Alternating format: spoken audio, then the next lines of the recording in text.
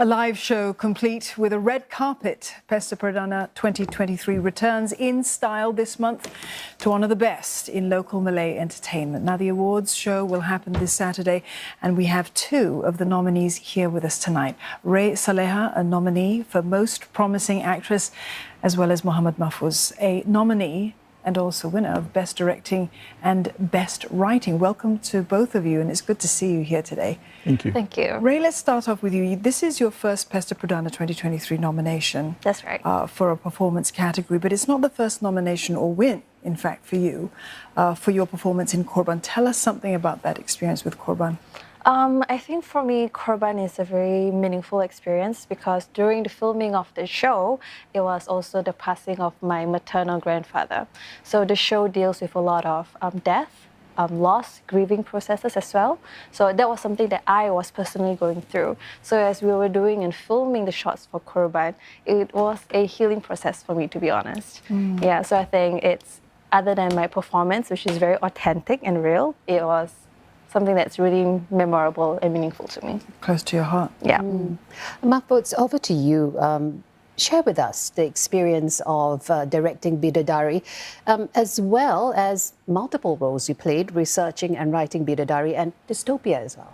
Okay, both have totally different challenges. Bidadari is like, we're telling the story of the exhumation of Bidadari Cemetery from 2001-2006, so we had to be very accurate about the facts. So we did a lot of research. There wasn't a lot online, but we managed to get a hold of an actual gravedigger who went through the whole process. And unfortunately, with Bidadari, the whole area is now being built up. So we had to recreate Bidadari Cemetery from scratch. So it was like the cemetery, there's tombstones, everything, and we followed.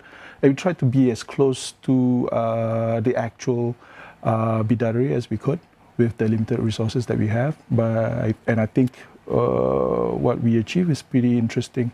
You know, it's pretty close to what you would get. So yeah, and for Dystopia, it was something that is set sometime in the future. So it was very visual effects heavy. Most of the time, the actors are talking behind green screens, or there was 3D modeling of androids and robots and whatnot. So it was a challenge for me to direct them, because I would say, okay, you're talking to a robot over here, and the robot will be doing this and that, and you have to react accordingly. And I have no idea how the robot is going to turn out, because that's going to be in post. So it was a challenge. And for one of the actresses, she was nominated. She is nominated for Pesta Perdana role Aini. She had to act as an android, and the interesting thing about that is that she had to act without blinking, because androids don't blink. Right. So it was like with every take, it was like 2 minutes of like just eyes open and moving, and so it's quite interesting. And I think that's why she got nominated for that role. So getting those parts of the story are challenging, and the directing in itself a tough challenge. Tell us something about the genesis of your journey of being a director and also a writer, a storyteller as well. It's actually quite interesting, because I set out as a writer, but never imagined myself being, or never imagined myself writing for Malay programs, because I didn't take Malay as a second language when I was growing up. I took Chinese, took Mandarin. So my Malay was really, really bad at that time. I couldn't string a few sentences together, but after a stint at Manja, the magazine, I kind of picked up on the language, and from there, people were saying, you know, why don't you try your hand at writing? So I started writing. Initially, it was comedy, because to me, it's the easiest, it's the closest to heart. But as time went on, I think I took on more and more challenges. So thankfully, my Malay improved, I think. I hope. So yeah, and that's why I went into Right. writing and directing. I think you've got confirmation that your Malay has improved by the fact that, you know, you've got this award. Now, a question to both of you, maybe starting with you first, Rae. Give us a sense of the basket of nominees that you have this year. Well, your fellow nominees, I should say. And then to you as well, on those that have won, maybe your take on that, starting with you, Rae. The girls and I, we are, even though we're in the same category and we are supposed to be in competition with one another, but we actually got close. We are great friends, actually. We met on an interview the other day. It was also a live interview. So it was our first time meeting each other. We thought there would be tension, but there was no such thing. So each of us were rooting for one another. It doesn't matter who wins because everything happens for a reason. And I believe that when your time comes, your time comes. Interesting take on that. Very, very mature take on that. But for yourself, and those that, you've already won the award clearly, but, every year there are trends, that you see and commonalities and differences. How was your bunch this year? I think this year is a pretty close fight.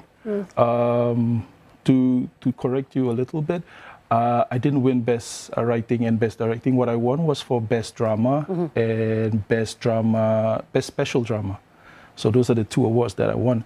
But basically, I think with the other nominees, the directors especially, Raihan, Zaini, Faisal, and Jeevan, I think they are all really, really good. The industry right now, we're constantly upping our game because we're trying to keep up. There's Netflix and all that, so we're trying to produce really quality stuff. So and that's what all the other writers and directors are doing. So it's really good to be in the same category as them because it reaffirms our belief that we are doing something right. And trying to raise the standards of the shows that we have today. Yeah, and upping the game as well means kind of encouraging this supportive environment too among Malay filmmakers. I mean, it's a small community, but one where you benefit from being able to kind of egg each other along as well. Is that something that you think is important? I think it is. I think a lot of people don't know that me and this other nominee, Raihan, we will keep on, SMSing back and forth. We'll talk. We're like, I like you, but, when it comes to Pesta Perdana, you better bring your A game. That's what we do with every project. And then, personally, I would say that, my biggest competitor is myself. But I do like the fact that I have someone whom I'm competing against. Because at the end of the day, I think the one who will win is the local audience, the local Malay audiences, because they're going to get really quality products. I mean, we've done a show where, we have a missing plane. I've done a show where a girl joins a cult in New York. Recreating Bidadari Cemetery and Dystopia, which is very much like Black Mirror. So every time we try to come up with something that's a little bit more interesting, a little bit more edgy, and pushing the limits of what we can do in local production. And as we're running out of time, just sorry, Rae, very quickly, and the same question to you. How would you respond? Well, okay, I'll ask you the question of your hopes for the future of Malay filmmaking in Singapore. I'm pretty new in the whole industry, but I was really surprised at how well they take care of us. And they're also very encouraging because even for me, my Malay is not as good as well. So the fact that they are really patient with me, they are able to explain things for me as well as scaffolding the emotions and the flow. So they're really patient. Sounds like, Dawn, we might have a chance. Our Malay is not the best. They're very forgiving. Don't test me on that now. Thank you both very much for coming in tonight, and all the best for Saturday. Yes. Rae Saleha and Muhammad Mahfuz.